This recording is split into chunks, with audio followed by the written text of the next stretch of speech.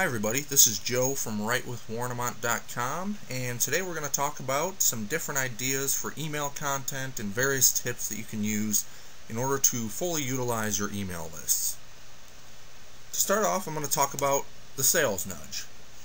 I call it a sales nudge because you want to stray away from constantly hammering people with sales pitches. Yes, I know everyone is trying to sell more copies of their book or some sort of product, but posting ads to your content on social media, your blog, or through email all the time will only tick people off. A sales nudge puts the reader first. It allows you to provide valuable content to the reader, and then after that, after they have read your actual content, they can decide for themselves whether or not they want to buy something. You must build a platform with relationships. Only after you have built that trust and developed relationships with people, should you push a product on them. In order to do this, I would recommend placing a picture of your book or your link to your sales page on the upper right-hand margin of every email that goes out. Not right before the content, so it is the first thing that they see, but just to the side.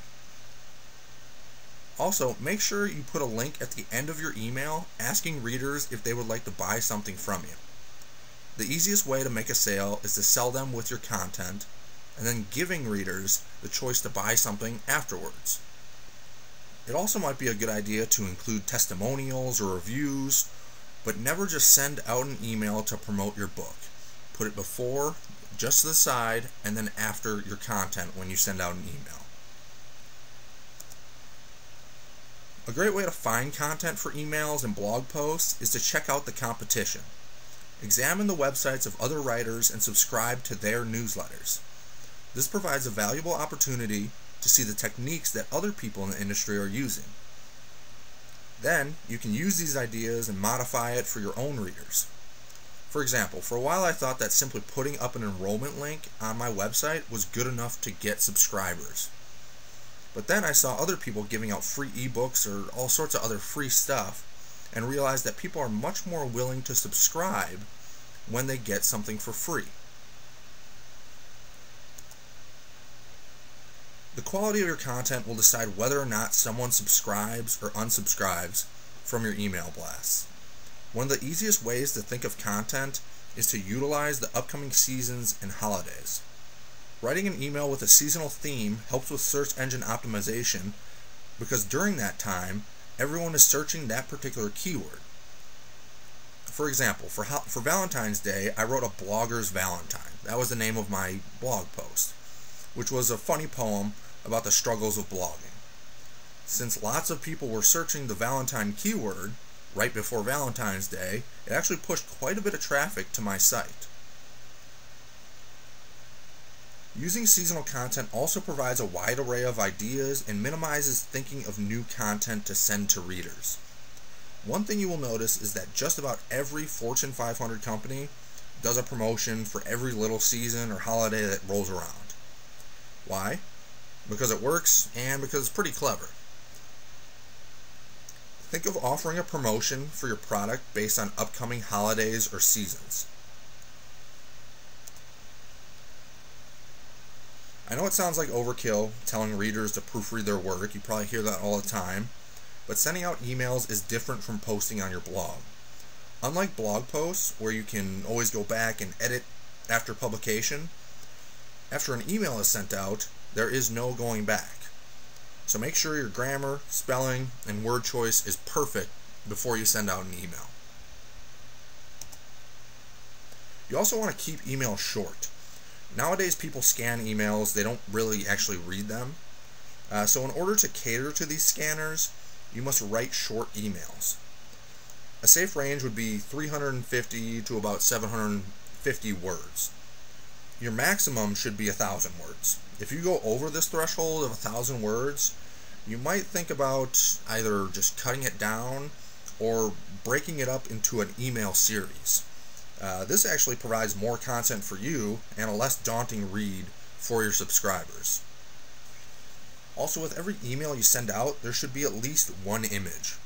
This kind of breaks up the text and makes your email a little bit more pleasing to the eye. Once again, you need to format your emails for people who read them quickly. So write in short text blocks with no more than 4 sentences to a paragraph. Allow for easy reading with bolded headers for important parts and bulleted lists. People love lists, and it allows for a quick, easy scan of your content. One formatting no-no is highlighting your text. Nothing really screams amateur when you change the colors of your words or use the highlight function. So just stray away from that. It looks really cheesy when you do it. Finally, when copying and pasting from Word, use the paste from Word function to prevent formatting problems later. However, your best bet is to type your email directly into the email editor. I know many people like to type things up in Word, so be sure, if you do that, be sure to use the paste from Word function in order to avoid weird looking formatting when you actually send out the email. I know MailChimp has a paste from Word function. I'm pretty sure most other email clients also have a paste from Word function. Making your emails interactive is one of the most important things to do when designing your emails.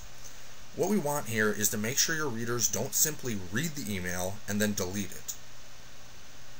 Ideally, we would like them to do more, such as take a poll, click on a link, or buy something. So you can provide a handful of interactivity options, such as including polls or surveys. Polls can be fun for readers when you ask them questions about a recent blog post or maybe ask them their opinion on some recent industry news. Everyone seems to like getting their opinion heard, and polls satisfy that urge. Surveys are also a great content generator for you. Not only do they give your readers something to express their opinion on, but you can ask them what they would like to read about. And then you have free content for future emails and posts. Fun facts are also good for brightening up people's day and giving them a break from business emails. So think about doing fun facts. Those usually, when I do fun facts, I include them in the side, on the margin, or towards the end, not as the actual main content of my email. Links to more content are the most important area of interactivity. You want to make sure that older posts on your blog or a sales page don't go unnoticed. So at the end of every email, make sure you have links to these. I, for example, put my 5 most recent blog posts at the end of every email I send out. This gets a lot of traffic to my site. Finally, you can also put links to encourage people to post a review about your book or put feedback in your comments section. Any way to get people from simply deleting your email after reading is the right way. And just a brief note about social media. I know that many people are intimidated by social media, or they can't seem to find the time to actually post.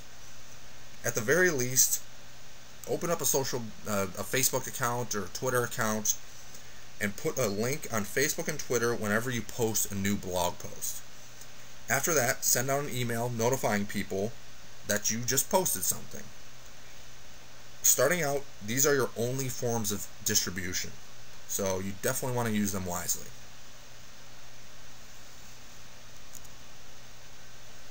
Alright, and thinking up content for your blog and email blast can be very difficult, so in order to find what people want to hear, you should go where your readers are talking about things. Forums, social media, and blogs, they're all gold mines for finding out exactly what readers are hungry for. You might find out questions that readers might have, recent industry news, or qualms that can be addressed in a quality email or blog post. Lastly, many people ask me when the best time to send an email is. Although it's not really an exact science, there are many statistics and studies that show open rates are higher during particular times. So when sending out your blast email, shoot for Tuesday through Thursday. During weekends and holidays, no one really checks their emails. Believe me, I've tried it. I've sent out weekend emails when I've thought I've been behind on blog posts, and I thought it would be better to send it now than later. The open rates drop significantly during weekends. On Fridays, people are usually thinking about the weekend, fewer emails tend to get checked. And then Mondays are okay to send on, but Mondays are also the day where people have the most emails in their inbox. So in order to avoid that slush pile of an inbox people have, shoot for Tuesday through Thursday. Timing can be crucial to open rates as well. Statistically, 9 a.m. to 10 a.m. and 3 p.m. to 4 p.m. sees the most open rates. I haven't seen much difference in these two time frames personally. I've sent in the both 9 a.m. to 10 a.m. and 3 p.m. to 4 p.m. time frames, but I've heard from a few sources that sending out in the afternoon can be beneficial, since most emails are sent in the morning. Therefore, you can decrease the competition by sending in that 3 p.m. to 4 p.m. range. Once again, this is not an exact science, but you might also think about scheduling your emails to go out slightly before those time frames. So if you want someone to open your email at 9 a.m., send it at 8:45, so the email is already sitting in their inbox when they open up their email. Okay, so these are my tips and tricks for strengthening your relationships with email content. If you have any questions, please go to writewithwarnemont.com/contact, or you can post your question in the comments section.